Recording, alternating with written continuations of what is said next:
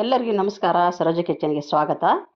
ನಾನಿವತ್ತು ಮಾಡಿದ್ದು ಸಾಂಬಾರ್ ರೆಸಿಪಿ ಕುಂಬಳಕಾಯಿ ಸಾರು ಮಾಡಿದ್ದೀನಿ. ಹೇಗೆ ಮಾಡೋದಂತ ನೋಡೋಣ. ಮೊದಲು ಒಂದು ತವಾ ಇಟ್ಟು ಅದಕ್ಕೆ ಎಣ್ಣೆ ಹಾಕಿ ಉದ್ದಿನಬೇಳೆ, ಕಡಲೆಬೇಳೆ, ಧನಿಯಾ ಕಾಳು ಮೂರನ್ನು ನೀಟಾಗಿ ಕೆಂಪಗೆ ಆಗುವವರೆಗೆ ಹುರ್ಕೊಳ್ಬೇಕು. ಸ್ವಲ್ಪ ಚಕ್ಕೆ, ಕರಿಬೇವು, ಇದರ ಜೊತೆಗೆ ಹಸಿಮೆಣಸಿನ್ಕಾಯಿ, ಹಸಿ ಕೊಬ್ಬರಿ, ಒಣ ಕೊಬ್ಬರಿ ಕೂಡ ಹಾಕೋಬೋದು ನೀವು. ಒಣ ಮೆಣಸಿನಕಾಯಿ ಕಲರ್ಗೆ, ಹಸಿಮೆಣಸಿನ್ಕಾಯಿ ಖಾರಕ್ಕೆ. ಅದು ಆರಲಿ. ಆರೋವರೆಗೆ ಈ ಕಡೆ ಒಂದು ಬಾಳಿಗೆ ಇಟ್ಟು ಅದಕ್ಕೆ ಎಣ್ಣೆ, ಸಾಸಿವೆ, ಜೀರಿಗೆ, ಕರಿಬೇವು, ಹೆಚ್ಚಿಟ್ಟಂಥ ಕುಂಬಳಕಾಯಿ ಪೀಸ್ಗಳನ್ನು ಹಾಕಿ ಫ್ರೈ ಮಾಡಬೇಕು.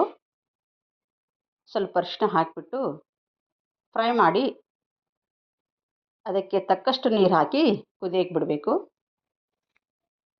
ನೋಡಿ, ಸ್ವಲ್ಪ ಶೇಂಗಾ ಕಾಳು ಹಾಕಿದರೆ ಆವಾಗ ರುಚಿಗೆ ಚೆನ್ನಾಗಿರುತ್ತೆ. ಈಗ ಇದಕ್ಕೆ ಆರಿದಾದ ಮೇಲೆ ಈ ಮಸಾಲೆ ಸಾಮಗ್ರಿಗಳನ್ನು ಖಾರ ಹಾಕಿಕೊಂಡು ರುಬ್ಕೊಳ್ಬೇಕು. ನುಣ್ಣಗೆ ರುಬ್ಬಿದ ಮಿಶ್ರಣವನ್ನು ಇದು ಒಗ್ಗರಣೆಗೆ ಹಾಕಿಬಿಟ್ಟು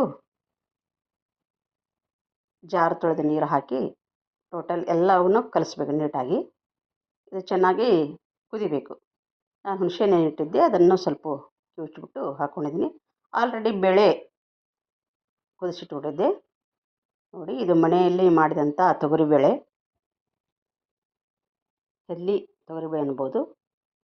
ನೋಡಿ, ಅದಕ್ಕೇ ಈಗ ಮಸಾಲೆ, ರುಬ್ಬಿದ ಮಸಾಲೆ, ನುಗ್ಗೆಕಾಯಿ ಮತ್ತು ಬೇಳೆ ಎಲ್ಲವನ್ನೂ ಒಂದು ಪಾತ್ರೆಗೆ ಹಾಕಿ ಅದಕ್ಕೆ ತಕ್ಕಷ್ಟು ಉಪ್ಪು ಮತ್ತು ಬೆಲ್ಲ ಹಾಕಿ ಕುದಿಸಿಬಿಟ್ರೆ ಸಾಂಬಾರು ರೆಡಿ. ಈ ವಿಡಿಯೋ ನಿಮ್ಗೆ ಇಷ್ಟ ಆಗಿದೆ ಅಂದ್ಕೊಂಡ್ರೆ, ಇಷ್ಟ ಆದರೆ ಲೈಕ್ ಮಾಡಿ, ಶೇರ್ ಮಾಡಿ, ಪ್ಲೀಸ್ ಸಬ್ಸ್ಕ್ರೈಬ್ ಮಾಡಿ. Thank you.